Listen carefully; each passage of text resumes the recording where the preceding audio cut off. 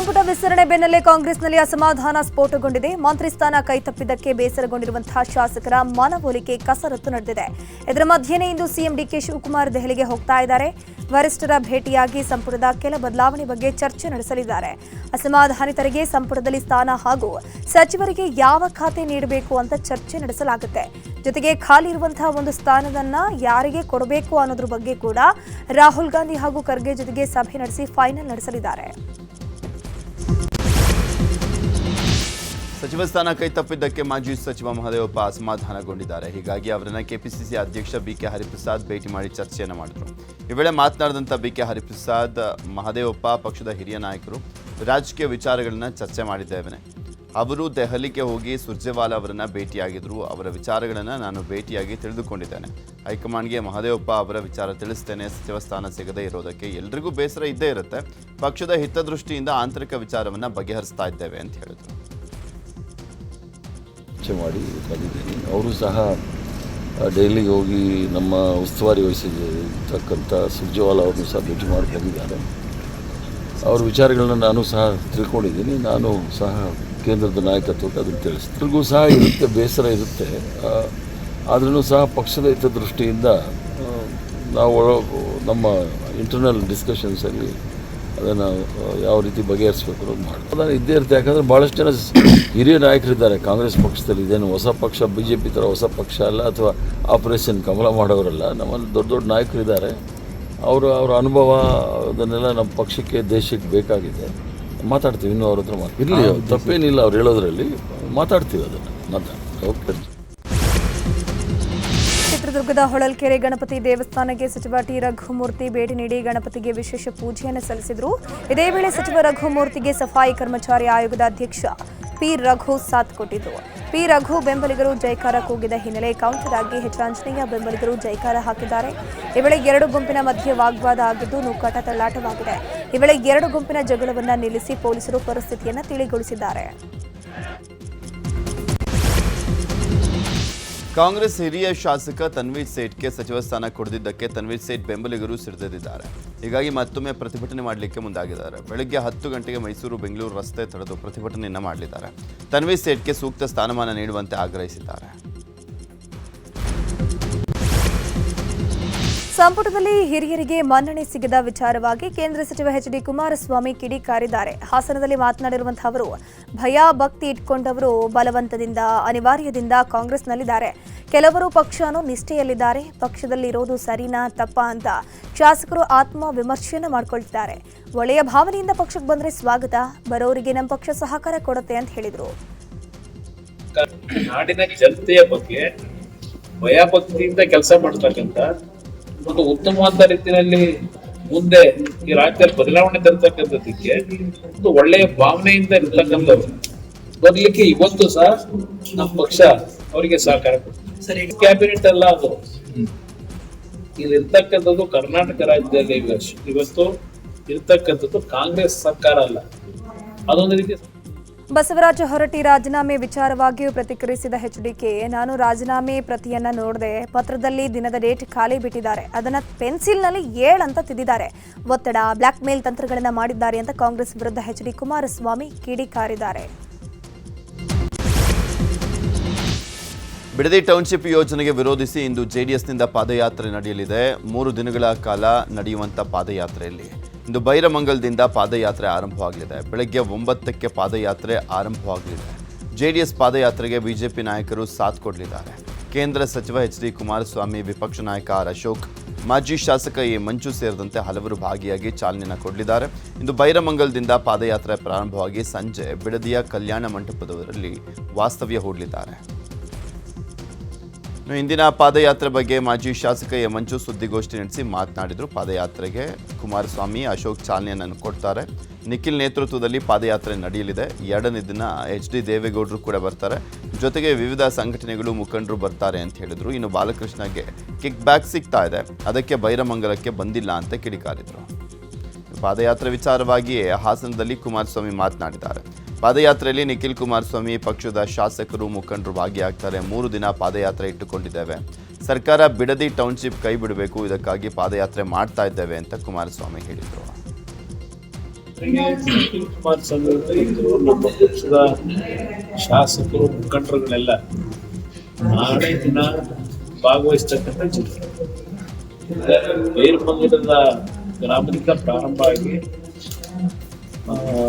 ಬಹುಶಃ ನಮ್ಮ ಬೆಂಗಳೂರು ನಗರದ ಹೊರವಲಯ ಇರತಕ್ಕಂಥ ನೈಸ್ ರೋಡ್ನ ವಾಹಕದವರು ಪಾದಯಾತ್ರೆಗೆ ಚಾಲನೆ ಕೊಡಬೇಕು. 3 ದಿನಗಳ ಪಾದಯಾತ್ರೆ ಸರ್ಕಾರದ ಗಮನ ಸೆಳೆಯಬೇಕು ಅಂತಂದ್ರೆ ಇಲ್ಲ. ನಿಖಿಲ್ ಕುಮಾರಸ್ವಾಮಿ ಇನ್ನು ಬಿಡದಿ ಟೌನ್ಶಿಪ್ ಅಭಿಪ್ರಾಯ ಸಂಗ್ರಹಕ್ಕೆ ರಾಜ್ಯ ಸರ್ಕಾರ ಸಮಿತಿಯನ್ನು ರಚನೆ ಮಾಡಿದೆ. ವಿಪಕ್ಷಗಳ ಪಾದಯಾತ್ರೆಗೂ 1 ದಿನ ಮುಂಚಿತವಾಗಿ ಸಮಿತಿ ರಚನೆಯಾಗಿದೆ. ನ್ಯಾಯಮೂರ್ತಿ ಗುಹನಾಥನ್ ನರೇಂದರ್ ನೇತೃತ್ವದ ಸಮಿತಿ ರಚನೆಯಾಗಿರುವುದು 30 ದಿನಗಳಲ್ಲಿ ವರದಿ ಸಲ್ಲಿಸೋಕೆ ಸಮಿತಿಗೆ ರಾಜ್ಯ ಸರ್ಕಾರ ಸೂಚನೆಯನ್ನು ಕೊಟ್ಟಿದೆ. ಫುಟ್ಪಾತ್ ಮೇಲೆ ಪಾದಚಾರಿಗಳಿಗೆ ಅಡ್ಡಿಯಾಗಿರುವಂಥ ಬೆಸ್ಕಾಂ ಟಿಸಿ ಹಾಗೂ ಲೈಟ್ ಕಂಬಗಳ ತೆರವು ಕಾರ್ಯಾಚರಣೆ ಮುಂದುವರೆದಿದೆ. ನಗರದಲ್ಲಿ ಈವರೆಗೂ 356 ವಿದ್ಯುತ್ ಕಂಬಗಳು, 10 ಟ್ರಾನ್ಸ್ಫಾರ್ಮರ್, 199 ಇತರೆ ಮೂಲಸೌಕರ್ಯ ಕಂಬಗಳು ಹಾಗೂ 323 GS ಆಪರೇಟಿಂಗ್ ರಾಡ್ಗಳ ತೆರವು ಮಾಡಲಾಗಿದೆ. ಅಲ್ಲದೆ ನಗರದ ಸೌಂದರ್ಯಕ್ಕೆ ಧಕ್ಕೆಯಾಗಿದ್ದಂಥ 39 ಕಂಬಗಳ ರಿವೈರಿಂಗ್ ಮತ್ತು ಯಾರ್ಡ್ ಸ್ವಚ್ಛತಾ ಕಾಮಗಾರಿಗಳನ್ನು ಕೈಗೊಳ್ಳಲಾಗಿದೆ. ಆಗಸ್ಟ್ 1ರಿಂದ ಬೆಸ್ಕಾಂ ಕೂಡ GBA ಸೇಫ್ ಫುಟ್ಪಾತ್ ಅಭಿಯಾನಕ್ಕೆ ಸಾಥ್ ಕೊಡ್ತಾ ಇದೆ.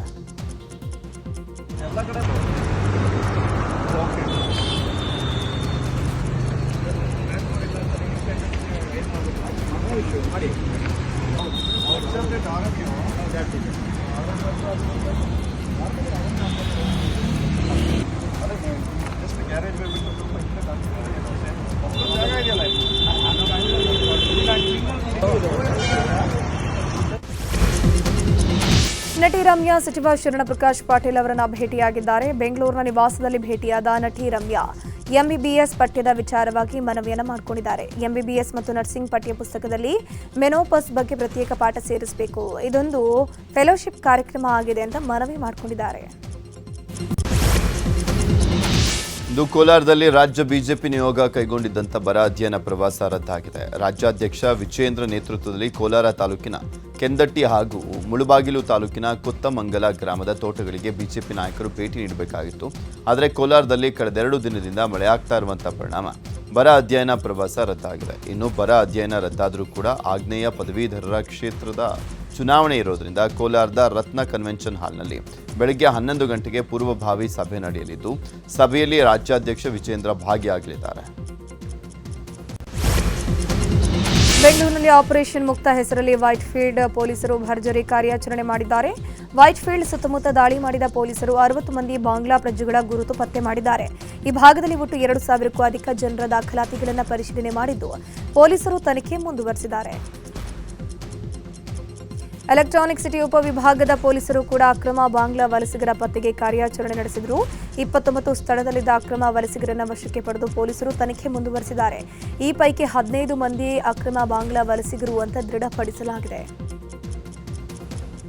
ಬಂದಿರಲ್ಲ, ಅವ್ರಿಗೆ ಬಾಂಗ್ಲಾದೇಶಕ್ಕೆ ಹೋಗ್ಬೇಕಾದ್ರೆ ಬಿನ್ ನಂಬರ್ ಅಂತ ಇರುತ್ತೆ, ಅಂದರೆ ಬಾಂಗ್ಲಾದೇಶ್ ಐಡೆಂಟಿಫಿಕೇಶನ್ ನಂಬರ್. ಅದನ್ನು ಅವ್ರ ಮೊಬೈಲ್ಗಳಲ್ಲಿ ಏನೋ ಒಳಗಡೆ ಇಟ್ಕೊಂಡು ಯಾಕಂದರೆ ಅವ್ರು ತಿರ್ಗಾ ಬಾಂಗ್ಲಾದೇಶ್ಗೆ ಹೋಗ್ಬೇಕಾದ್ರೆ ಬಿನ್ ನಂಬರ್ ಇಲ್ಲಾಂದರೆ ಅವ್ರದ್ದು ಅಲ್ಲಿ ಹೋಗೋಕ್ಕೆ ಸಾಧ್ಯ ಇಲ್ಲ, ಅದಕ್ಕೆ ಇಟ್ಕೊಂಡಿರ್ತಾರೆ. ಆ ನಂಬರ್ ಮೇಲೆ ನಾವು ಪತ್ತೆ ಮಾಡಿದ್ದೀವಿ ಅವ್ರನ್ನ, ಅವ್ರು ಒಪ್ಕೊಂಡಿದ್ದಾರೆ. ಆಮೇಲೆ ಈಗ ಎಂಟೈರ್ 1990 ಮೇಲೆ ಎಷ್ಟು ಮೊಬೈಲ್ಸ್ ಇದೆ ಅಷ್ಟು ಮೊಬೈಲ್ನ ನಾವು ಟೆಕ್ನಿಕಲ್ ಅನಾಲಿಸಿಸ್ ಈಗ ಮಾಡ್ತಾಯಿದ್ದೀವಿ. ಯಾವುದು ಬಾಂಗ್ಲಾದೇಶ್ ನಂಬರ್ಸ್ ಇದೆ, ಬಿನ್ ನಂಬರ್ಸ್ ಏನು ನಾವು ಸಿಕ್ಕಿದ್ರೆ ಅದ್ರ ಮೇಲೆ ನಾವು ಅವ್ರನ್ನ ಇಂಟ್ರಾಗೇಷನ್ ಮಾಡಿ ದೆನ್ ಅವ್ನ ಸಿಟಿಜನ್ಶಿಪ್ನ ನಾವು ಏನು ಮಾಡ್ಕೊತೀವಿ, ಕನ್ಫರ್ಮ್ ಮಾಡಿಕೊಂಡು ಫರ್ದರ್ ಇನ್ವೆಸ್ಟಿಗೇಷನ್ ನಾವು ಮಾಡ್ತೀವಿ. ಕಟ್ಟುನಿಟ್ಟುವಾಗಿ ಗಂಭೀರವಾಗಿ ಇದನ್ನು ನಾವು ಶೋಧನೆ ನಡೆಸ್ತಾ ಇದ್ದೀವಿ.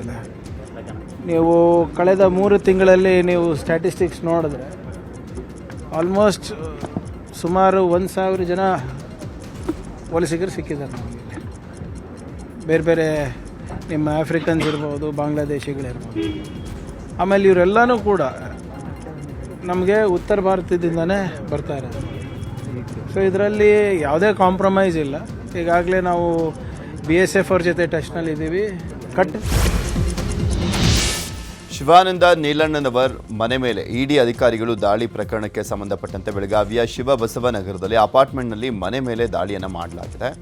ಮನೆ ಬಳಿ ಭದ್ರತೆ ಹೆಚ್ಚಿಸಿಕೊಂಡು ಇಡಿ ಅಧಿಕಾರಿಗಳು ತೀವ್ರ ಶೋಧ ಕಾರ್ಯವನ್ನು ಮಾಡ್ತಿದ್ದಾರೆ. ಜೊತೆ ಮನೆಯಲ್ಲಿಯೇ ಶಿವಾನಂದ್ ನೀಲಣ್ಣನವರನ್ನ ತೀವ್ರ ವಿಚಾರಣೆ ಮಾಡ್ತಾ ಇದ್ದಾರೆ. ಹಾಡಹಗಲೇ ಪತ್ರಕರ್ತರೊಬ್ಬರನ್ನ ಕಿಡ್ನಾಪ್ ಮಾಡಿರುವಂಥ ಘಟನೆ ಯಾದಗಿರಿಯಲ್ಲಿ ನಡೆದಿದೆ. ಸಿನಿಮೆಯ ರೀತಿಯಲ್ಲಿ ಖಾಸಗಿ ಪತ್ರಿಕೆಯ ಜಿಲ್ಲಾ ವರದಿಗಾರ ಸಾಗರ್ ದೇಸಾಯಿ ಎಂಬಾತನನ್ನ ಅಪಹರಿಸಿದ್ದಾರೆ. ಲುಂಬಿನಿ ಗಾರ್ಡನ್ ಮುಂಭಾಗ ಕಾರ್ನಲ್ಲಿ ಬಂದಂಥ ದುಷ್ಕರ್ಮಿಗಳು ಕೃತ್ಯ ಎಸಗಿದ್ದಾರೆ ಅಂತ ಪ್ರತ್ಯಕ್ಷದರ್ಶಿಗಳು ಹೇಳಿದ್ದಾರೆ. ಯಾದಗಿರಿ ಪೊಲೀಸರು ಪರಿಶೀಲಿಸಿದ್ದು ಆರೋಪಿಗಳ ಪತ್ತೆಗೆ ಬಲೆ ಬೀಸಿದ್ದಾರೆ. ರಾಜ್ಯದಲ್ಲಿ ಒಂದೆಡೆ ಮಳೆ ಇಲ್ಲ ಅಂತ ರೈತರು ಕಂಗಾಲಾದರೆ ಇನ್ನೊಂದು ಕಡೆ ವರುಣನ ಆರ್ಭಟ ಜೋರಾಗಿದೆ. ಇಂದು ಕೂಡ ಕರಾವಳಿ ಭಾಗಕ್ಕೆ ಹವಾಮಾನ ಇಲಾಖೆ ಮಳೆಯ ಮುನ್ಸೂಚನೆ ಕೊಟ್ಟಿದೆ. ಇವತ್ತು 6 ಜಿಲ್ಲೆಗಳಿಗೆ ಯೆಲ್ಲೋ ಅಲರ್ಟ್ ಅನ್ನು ನೀಡಲಾಗಿದೆ. ಉಡುಪಿ, ದಕ್ಷಿಣ ಕನ್ನಡ, ಕೊಡಗು, ಉತ್ತರ ಕನ್ನಡ, ಶಿವಮೊಗ್ಗ, ಚಿಕ್ಕಮಗಳೂರು ಭಾಗಕ್ಕೆ ಮಳೆಯ ಅಲರ್ಟ್ ಇದೆ. ಈ 6 ಜಿಲ್ಲೆಯನ್ನು ಹೊರತುಪಡಿಸಿ ಉಳಿದೆಲ್ಲ ಜಿಲ್ಲೆಗಳಲ್ಲಿ ಸಾಧಾರಣ ಮಳೆಯಾಗುತ್ತೆ. ಬೆಂಗಳೂರಿನಲ್ಲಿ ಸಂಜೆ ವೇಳೆ ಮಳೆ ಬರುವಂತಹ ಸಾಧ್ಯತೆ ಇದೆ ಅಂತ ಹವಾಮಾನ ಇಲಾಖೆ ತಿಳಿಸಿದೆ. ಮಧ್ಯ ಕರ್ನಾಟಕ, ದಾವಣಗೆರೆಯಲ್ಲಿ ವರುಣನ ಅಬ್ಬರ ಜೋರಾಗಿದೆ. ಮಳೆ ಇಲ್ಲದೆ ಕಂಗೆಟ್ಟ ಜನರಿಗೆ ವರುಣ ತಂಪೆರೆದಿದ್ದಾನೆ. ಮುಂಗಾರು ಕೊರತೆಯಿಂದ ಕೇವಲ 33% ಬಿತ್ತನೆ ಮಾಡಿದ್ರು. ಗಂಟೆಗಳ ಕಾಲ ಸುರಿದ ಮಳೆ ಕಂಡು ರೈತರ ಮುಖದಲ್ಲಿ ಮಂದಹಾಸ ಮೂಡಿದೆ. ಭತ್ತದ ನಾಟಿಗೆ ಸಿದ್ಧರಾಗಿರುವಂತಹ ರೈತರಿಗೆ ತುಸು ನೆಮ್ಮದಿ ಸಿಕ್ಕಂತಾಗಿದೆ. ಹೆಸರು ಕಾಳಿಗೆ ಹಳದಿ ರೋಗ ಬಂದಿರುವಂಥ ಹಿನ್ನೆಲೆಯಲ್ಲಿ ಧಾರವಾಡ ಜಿಲ್ಲೆ ಕುಂದಗೋಳ ತಾಲೂಕಿನ ಹೊಲಗಳಿಗೆ ಕೃಷಿ ವಿಜ್ಞಾನಿಗಳು ಭೇಟಿ ನೀಡಿ ಪರಿಶೀಲನೆ ಮಾಡಿದ್ದಾರೆ. ಕುಂದಗೋಳದ ಗುಡೇನಕಟ್ಟಿ ಗ್ರಾಮಕ್ಕೆ ಭೇಟಿ ನೀಡಿದಂಥ ಕೃಷಿ ವಿಜ್ಞಾನಿಗಳು ಹಳದಿ ರೋಗಕ್ಕೆ ತುತ್ತಾದಂಥ ಹೆಸರು ಬೆಳೆ ಪರಿಶೀಲನೆ ಮಾಡಿದರು. ಹಳದಿ ರೋಗ ನಿಯಂತ್ರಣಕ್ಕೆ ಕೈಗೊಳ್ಳಬೇಕಾದಂಥ ಕ್ರಮಗಳ ಕುರಿತು ರೈತರಿಗೆ ಮಾರ್ಗದರ್ಶನ ನೀಡಿದ್ದಾರೆ. ಮೈನಿಂಗ್ ಲಾರಿಗಳು ಸಂಚರಿಸಿ ರಸ್ತೆ ಅಧ್ವಾನವಾಗಿದೆ. ಸಮಸ್ಯೆ ಆಗ್ತಿರೋದಕ್ಕೆ ಚಿತ್ರದುರ್ಗ ರೈತರು ಪ್ರತಿಭಟನೆ ಮಾಡಿದ್ದಾರೆ. ಚಿತ್ರದುರ್ಗ ತಾಲೂಕಿನ ಭೀಮಸಮುದ್ರ ಗ್ರಾಮದ ರೈತರು ಹದಗೆಟ್ಟ ರಸ್ತೆಯ ದುರಸ್ತಿಗಾಗಿ ಪ್ರತಿಭಟನೆ ನಡೆಸ್ತಾ ಇದ್ದಾರೆ. ಬೃಹತ್ ಗಾತ್ರದ ಲಾರಿಗಳ ಸಂಚಾರದಿಂದ ರಸ್ತೆ ಹಾನಿಯಾಗಿದೆ ಅಂತ ಗ್ರಾಮಸ್ಥರು ಆರೋಪಿಸಿದರು. ಹದಗೆಟ್ಟ ರಸ್ತೆಯಿಂದ ರೈತರು ತಮ್ಮ ಜಮೀನುಗಳಿಗೆ ಹೋಗೋಕ್ಕಾಗದೆ, ಬೆಳೆ ಸಾಗಿಸೋಕೆ ಆಗದೆ ತೀವ್ರ ತೊಂದರೆ ಅನುಭವಿಸ್ತಾ ಇದ್ದಾರೆ. ಬೆಂಗಳೂರಿನ ಜ್ಞಾನಭಾರತಿ ಕ್ಯಾಂಪಸ್ನಲ್ಲಿ ಅಪಘಾತ ಪ್ರಕರಣದ ಸಂಬಂಧ ರಸ್ತೆ ಅಪಘಾತದಲ್ಲಿ ಮೃತಪಟ್ಟಂತ ವಿದ್ಯಾರ್ಥಿನಿ ಕುಟುಂಬಕ್ಕೆ ಪರಿಹಾರ ಘೋಷಣೆ ಮಾಡಲಾಗಿದೆ. ವಿವಿಯಿಂದ 7 ಲಕ್ಷ, ಸಿಎಂ ಪರಿಹಾರ ನಿಧಿಯಿಂದ 3 ಲಕ್ಷ ಪರಿಹಾರವನ್ನು ಘೋಷಣೆ ಮಾಡಲಾಗಿದೆ. ಜುಲೈ 30ರಂದು ಮಾನಸಾಗೆ ಆಟೋ ಗುದ್ದಿ ಚಿಕಿತ್ಸೆ ಫಲಿಸದೆ 3 ದಿನದ ಹಿಂದೆ ಮೃತಪಟ್ಟಿದ್ದರು. ಪಿಒಪಿ ರಾಸಾಯನಿಕ ವಸ್ತುಗಳನ್ನು ಬಳಸಿ ತಯಾರಿಸಲಾದ ಗಣೇಶ ವಿಗ್ರಹಗಳ ಮಾರಾಟ ಮತ್ತು ವಿಸರ್ಜನೆಗೆ ಜಿಬಿಎ ವ್ಯಾಪ್ತಿಯಲ್ಲಿ ನಿಷೇಧ ಹೇರಲಾಗಿದೆ. ರಾಜ್ಯಾದ್ಯಂತ ನೀರಿನ ಯಾವುದೇ ಮೂಲಗಳು ಮಾಲಿನ್ಯಗೊಳ್ಳಬಾರದು ಅಂತ ಕ್ರಮ ಕೈಗೊಳ್ಳಲಾಗಿದೆ. ರಾಸಾಯನಿಕ ಬಣ್ಣದಿಂದ ಅಲಂಕೃತಗೊಂಡಂತಹ ಪಿಒಪಿ ಗಣೇಶ ವಿಗ್ರಹಗಳು ವಿಸರ್ಜನೆ ಮಾಡುವುದನ್ನು ನಿಷೇಧ ಹೇರಲಾಗಿದೆ. ಮದ್ಯಪಾನ ನಿಯಂತ್ರಣ ಸಂಯಮ ಮಂಡಳಿಯಿಂದ ನೀಡುವಂಥ ವಾರ್ಷಿಕ ಪ್ರಶಸ್ತಿಯನ್ನು ಈ ಬಾರಿ ಕೊಪ್ಪಳ ತಾಲೂಕಿನ ಹಟ್ಟಿ ಗ್ರಾಮಕ್ಕೆ ಘೋಷಣೆ ಮಾಡಲಾಗಿದೆ. ಮದ್ಯ ಮಾರಾಟ ಮುಕ್ತವಾಗಿರುವಂಥ 10 ಗ್ರಾಮಗಳಿಗೆ ಅಭಿನಂದನಾ ಪತ್ರವನ್ನು ನೀಡಲಿದೆ. ಆಗಸ್ಟ್ 16ರಂದು ನಡೆಯುವಂಥ ಮದ್ಯಪಾನ ಸಂಯಮ ಮಂಡಳಿಯ ಕಾರ್ಯಕ್ರಮ ಹಿನ್ನೆಲೆಯಲ್ಲಿ ಜಿಲ್ಲಾಡಳಿತದಿಂದ ಸಿದ್ಧತೆಗೆ ಸಂಯಮ ಮಂಡಳಿಯು ಅಧ್ಯಕ್ಷರಾಗಿರುವಂಥ ಶರಣಪ್ಪ ಸದಲಾಪುರ ಅಧ್ಯಕ್ಷತೆ ಪೂರ್ವಭಾವಿ ಸಭೆ ನಡೆಯಿತು. ಆಗಸ್ಟ್ 16ರಂದು ನಡೆಯುವಂಥ ಸಭೆಯನ್ನು ಅಚ್ಚುಕಟ್ಟಾಗಿ ನಡೆಸಲಿಕ್ಕೆ ಸೂಚನೆಯನ್ನು ಕೊಟ್ಟರು. ಕ್ವಿಟ್ ಇಂಡಿಯಾ ಚಳವಳಿಗೆ 84ನೇ ವರ್ಷಾಚರಣೆ ಹಿನ್ನೆಲೆಯಲ್ಲಿ ಕೆಪಿಸಿಸಿ ವತಿಯಿಂದ ಅಧ್ಯಕ್ಷ ಬಿಕೆ ಹರಿಪ್ರಸಾದ್ ನೇತೃತ್ವದಲ್ಲಿ ಇವತ್ತು ಬೆಂಗಳೂರಿನಲ್ಲಿ ತಿರಂಗ ಯಾತ್ರೆಯನ್ನು ಹಮ್ಮಿಕೊಳ್ಳಲಾಗಿದೆ. ಬೆಳಗ್ಗೆ 9 ಗಂಟೆಗೆ ಬೆಂಗಳೂರಿನ ಮೌರ್ಯ ವೃತ್ತದ ಗಾಂಧಿ ಪ್ರತಿಮೆಯಿಂದ ಕೆಪಿಸಿಸಿ ಭಾರತ್ ಜೋಡೋ ಭವನದವರೆಗೆ ತಿರಂಗ ಯಾತ್ರೆ ನಡೆಯುತ್ತೆ. ತಿರಂಗ ಯಾತ್ರೆಯಲ್ಲಿ ಸಿಎಂ ಡಿಕೆ ಶಿವಕುಮಾರ್, ಮಾಜಿ ಮುಖ್ಯಮಂತ್ರಿ ಸಿದ್ದರಾಮಯ್ಯ, ಕೆಪಿಸಿಸಿ ಕಾರ್ಯಾಧ್ಯಕ್ಷರು, ಸಚಿವರು, ಶಾಸಕರು, ಕಾರ್ಯಕರ್ತರು ಭಾಗಿಯಾಗಲಿದ್ದಾರೆ.